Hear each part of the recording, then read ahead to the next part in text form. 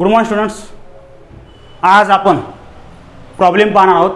जो प्रॉब्लेम हा हेस law of constant summations या स्टेटमेंटच्या आधारावर आहे. म्हणजे हेस लॉ काय पाहिला आपण. हेस लॉ अशा प्रकार स्टेटमेंट आहे. Enthalpy of the overall steps for the reaction is same equal to sum of the enthalpies of the all individual steps. म्हणजेच काय एका रिॲक्शनची इन्थॅल्पी आणि तेच जर रिॲक्शन स्टेप बाय स्टेप घडत असतील तर त्या रिॲक्शनची इन्थॅल्पी ही सेम राहील. त्याच आधारावर आपल्याला प्रॉब्लेम सॉल्व्ह करायचा आहे. तो प्रॉब्लेम काय आहे की प्रॉब्लेम अशा प्रकारचा आहे. Calculate the standard enthalpy of the reaction. तुम्हाला standard enthalpy of the reaction calculate करायची. मग रिॲक्शन दिले twice Fe plus thrice by 2O2 gives Fe2O3. Balance आहे का पहा. हा 2 2 कॅन्सल 3 राहतो म्हणजे O3 आहे. Fe2 आहेत Fe2 आहेत. आणि मग ही एक रिॲक्शन हा गिव्हन पार्ट आहे. ठीक आहे. हा दिलेला आहे. आपण याला असं गिव्हन लिहू शकतो. ठीक आहे. मग हा पार्ट दिलेला आहे. मग याच्यामध्ये काय दिलं. ह्या दोन हाफ रिॲक्शन घडतात. म्हणजे ही एक रिॲक्शन त्या ओव्हरऑल रिॲक्शन या दोन रिॲक्शनहून आपल्याला ही रिॲक्शन आणायची. लक्षात घ्या. ह्या ज्या दोन रिॲक्शन आहेत या दोन रिॲक्शनच्या नुसार आपल्याला ही रिॲक्शन जनरल रिॲक्शन तयार करायची. ठीक आहे. मग ही जनरल रिॲक्शन तयार करायची तर ह्या दोन रिॲक्शनच्या माध्यमातून तिसरी रिॲक्शन तयार करायची. पहिली म्हणजे आपल्या ह्यानुसार म्हणजे हे जे पहिली रिॲक्शन आहे ह्या ज्या रिॲक्शन आपल्याला तयार करायच्या दोनच्या नुसार. मग कसं होणार यामध्ये आपण जर या दोघाला कंबाईन केलं म्हणजे कोणतं याला आपण ही जनरल रिॲक्शन झाली आणि याला 1 म्हणू याला काय म्हणू 2. ठीक आहे. ही तर जनरल रिॲक्शन आहे. ही 1 आणि 2 हे 1 आणि 2 अशा प्रकारचे अरेंज करायचं आपल्याला की आपल्याला फर्स्ट म्हणजे या प्रकारची जी जनरल रिॲक्शन ती आली पाहिजेत. मग काय करता येईल जनरल रिॲक्शन येण्यासाठी. ज्याप्रमाणे पहिली रिॲक्शन आहे तर ही रिॲक्शन येण्यासाठी किंवा ही जी दिलेली रिॲक्शन अशी रिॲक्शन येण्यासाठी काय करावं लागेल आपल्याला. काय करावं लागेल twice Fe thrice bye O2 हे कुठे आहेत पहा. Fe इकडे आहे प्रोडक्टला. ठीक आहे. Fe प्रोडक्टला आहे कशाच्या इक्वेशन फर्स्टच्या. मग तो रिॲक्टंटला आणायचा. म्हणजेच काय करायचं मग रिव्हर्स करायचं. Reverse equation 1 and add 2 seconds. म्हणजे काय करायचं आता रिव्हर्स करायचं. काय रिव्हर्स करायचं इक्वेशन 1च का रिव्हर्स करायचं. आपल्याला पहिला ही जनरल रिॲक्शन अशी आणायची. मग आणायची तर Fe अगोदर आहे. ठीक आहे. Fe अगोदर आहे आणि इथं जर अगोदर असेल Fe रिॲक्टंटमध्ये असेल तर इथं हा पहिल्या आणि दुसऱ्या रिॲक्शनमध्ये हा काय आहे Fe काय आहे प्रोडक्टमध्ये. मग प्रोडक्टचा Fe काय करायचा आपल्याला रिॲक्टरमध्ये आणायचा. ठीक आहे. प्रोडक्टचा Fe काय करायचा रिॲक्टरमध्ये आणायचा म्हणजे रिव्हर्स करायची म्हणजेच काय करायचं पहा twice Fe solids plus Al2O3 solids gives हा घ्यायचा ट्वाइस Al सॉलिड्स. ठीक आहे. Twice Al solids plus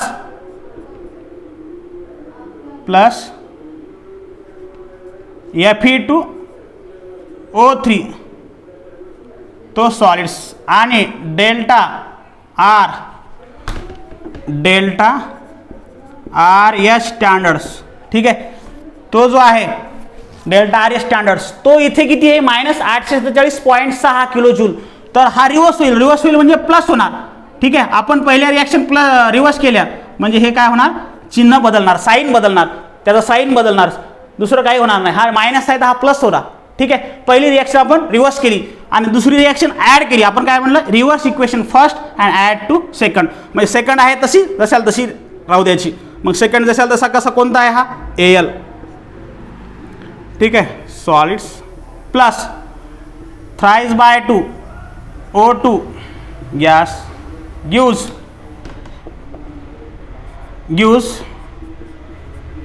Al2O3 solids plus Al2O3 हा रिॲक्शन जशाल तशी. नंतर डेल्टा हा इकडे लिहू आपण डेल्टा R एच स्टँडर्ड्स तो किती आहे -1670 किलो जूल. किती आहे -1670 किलो जूल. ओके. मग आता आपण पहिली रिॲक्शन रिव्हर्स केली म्हणजे इथं जा मायनस हा सुद्धा प्लस घेतला रिॲक्टंटचा प्रोडक्ट घेतला प्रोडक्टचा रिॲक्टंट घेतला दुसरी रिॲक्शन जशाल तशी ठेवली. इथं मायनसचा प्लस केला नाही कारण आपण त्यामध्ये चेंजेस केले नाही. या दोघांची बेरीज करायला सांगितले. मग बेरीज जर केली आता ठीक आहे या दोघांची जर बेरीज केली आपण तर काय येते मला सांगा. टॉईस एल इथे आहे, टॉईस एल इथे आहे, दोन्ही आहे म्हणून एक रिॲक्टरमध्ये आहे एक प्रोडक्टमध्ये आहे, दोघांचं कंपॅरिझन आहे कॅन्सल होणार. मग काय नंतर आता Al2O3 सॉलिड इथे आहे, ठीक आहे, Al2O3 सॉलिड इथे आहे, ह्या रिॲक्टरमध्ये आहे हा प्रोडक्टमध्ये आहे, असं कॅन्सल होत असतो. मग आता राहिलं काय, हा राहिला टॉईस Fe सॉलिड्स प्लस रिॲक्टरमध्ये कोण राहिला, मग टॉईस Fe सॉलिड घेतला, पुन्हा कोण आहे, हा आहे. तर दोघाला कंपॅरिझन करत आहोत आपण, दोघाला कंपॅरिझन करायचं म्हटल्यावर 3/2 O2 गॅस हा लिहावा लागेल, दोघाला कंबाईन करतो आपण. इकडे कोण राहिला आता, इकडे फक्त काय राहिला Fe2O3 सॉलिड्स.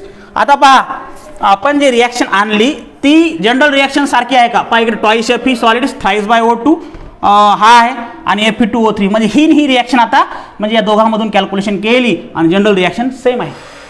म्हणजे आपण जे करायलो ते व्यवस्थितरित्या इथे प्रोसीड होत आहे. आता यामध्ये काय करायची, याची बेरीज वजा जी हे करायची बेरीज करायची. मग इथे किती आहे -1670, वर किती आहे 847 तर 10मधून 7 गेले 3, 7मधून 5 गेले, इथे किती राहत 2, त्यानंतर 16मधून 8 गेले किती राहत 8 आणि इथं 0 म्हणजे -800. एक मिनिट पॉईंट आहे तिथं, ठीक आहे, तर पॉईंट घ्यावा लागेल आपल्याला, हा पॉईंट घ्यावा लागेल 1670.0 आणि 847.6. मायनस चिन्ह कशाचं आहे, मोठ्या संख्येचं म्हणजे मायनस खाली सुद्धा येणार, ठीक आहे. 10मधून 6 गेले किती राहिले 4, हातचा आला 1, 10मधून 8 गेले 2, त्यानंतर काय राहिला आता हातचा पुन्हा येणार 10, 7मधून 5 गेले 7मधून 5 गेले 2, पुन्हा 8मधून 16मधून 8, ठीक आहे, तर राहिले किती आता 8 आणि ते किती राहील 0 म्हणजे 822.4. उत्तर काय आलं हे 822.4. तर डायरेक्ट आपण इथं आता लिहू शकतो हे या दोघांचं मायनस चिन्ह, कारण ग्रेटर संख्या ही आहे तर -822.4 822.4 किलो जूल हे याचं उत्तर आलं. मग आपल्याला तेच विचारलं होतं, ठीक आहे. आपल्याला काय विचारलं होतं, आपल्याला विचारलं होतं calculate standard enthalpy of the reaction. Standard enthalpy of reaction किती आली 822.4 किलो जूल या प्रकारची आली, म्हणजे डेल्टा RH स्टँडर्ड ही व्हॅल्यू एवढी आली आहे. याप्रमाणे इथे हा हेस लॉच्या अंतर्गत किंवा हेस लॉवर डिपेंड असणारा प्रॉब्लेम आपण इथे सॉल्व केलेला आहे. नाव नेक्स्ट आता आपल्याला समोरचा जो पार्ट पाहायचा आहे, तो समोरचा जो पार्ट आहे तो आहे एन्ट्रॉपी. ओके, आपला समोरचा जो पार्ट पाहायचा आहे तो आहे एन्ट्रॉपी आणि त्या माध्यमातून आपल्याला इथे लिहायचं. Okay, entropy. मग एन्ट्रॉपी डेफिनेशन काय आहे, व्हॉट इज एन्ट्रॉपी. पहिला भाग एन्ट्रॉपीचा सिम्बॉल काय आहे यस. मग याची व्याख्या काय आहे, it is degree of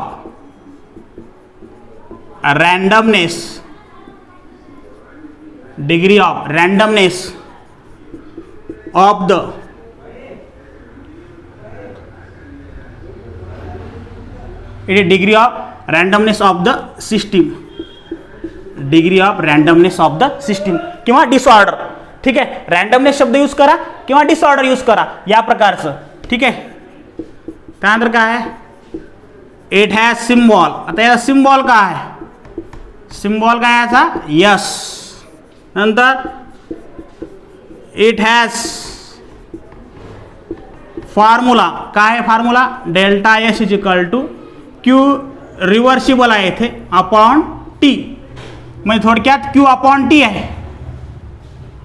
delta S equal to Q upon T किंवा आपण एस म्हणून लिहू शकतो, S is equal to Q upon T. ठीक आहे, अशा प्रकारचा पार्ट. त्यानंतर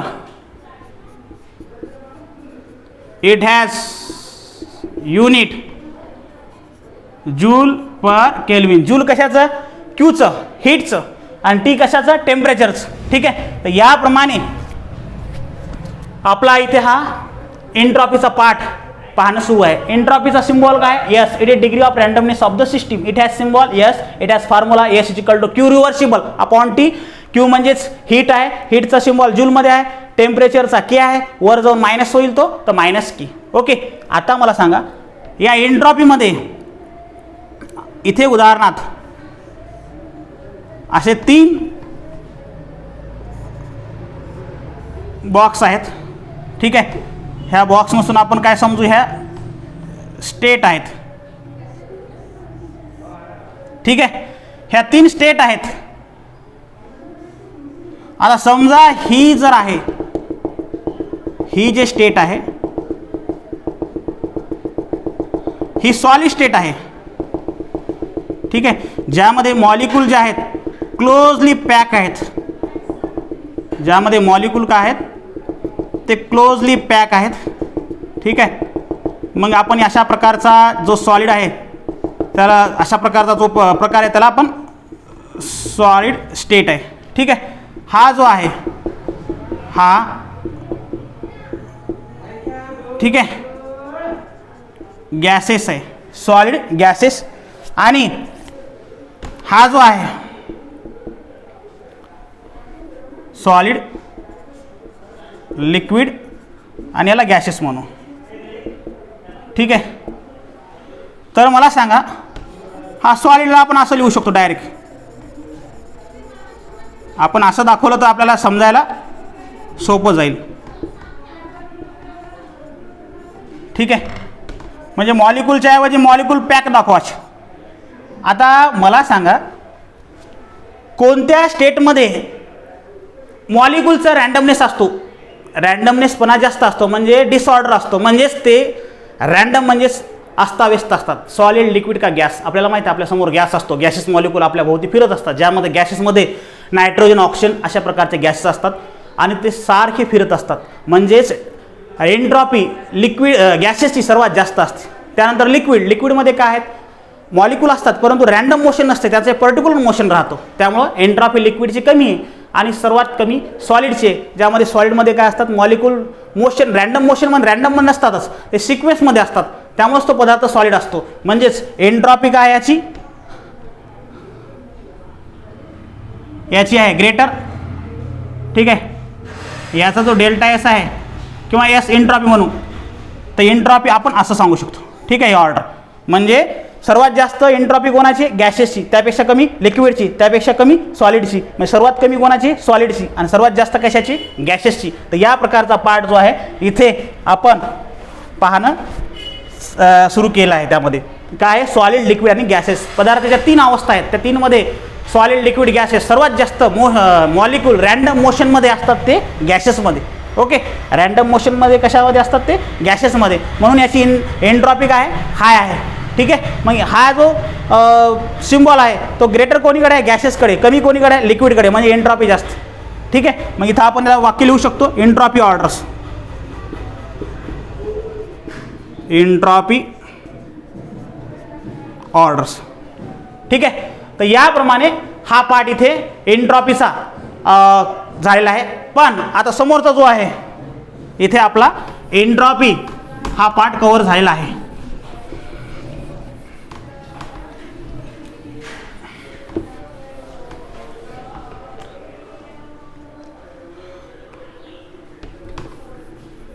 आता काय पहा, कंडिशन,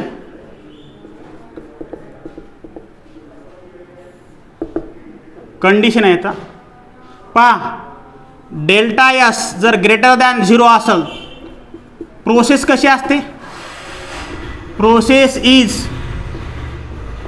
स्पॉन्टॅनियस, प्रोसेस कशी असते, स्पॉन्टॅनियस. जर डेल्टा एस लेस दॅन 0 असेल तर प्रोसेस कशी असते, process is non spontaneous, process is non spontaneous. ठीक आहे, आणि डेल्टा एस हा इक्वल टू 0 असेल तर प्रोसेस काय असते, process is equilibriums, process is equilibriums. 3 condition दिल्यात. यामध्ये पहा, डेल्टा एस जर ग्रेटर दॅन 0 असेल, म्हणजे डेल्टा एस किंमत 1 2 3 4 5 6 7 इन्फिनिटपर्यंत आली असेल तर ती प्रोसेस काय असते, स्पॉन्टेनियस. जर डेल्टा एसची किंमत -1 -2 -3 मायनसमध्ये असेल तर ती प्रोसेस काय असते, नॉन स्पॉन्टेनियस, म्हणजे इट इज लेस दॅन 0. आणि डेल्टा एस जर इक्वल टू 0 येत असेल तर ती प्रोसेस काय आहे, इक्विलिब्रियम. अशा प्रकारे एंट्रॉपी आणि प्रॉब्लेम ऑफ हेस लॉ इथे कव्हर झालेला आहे. Okay, thank you.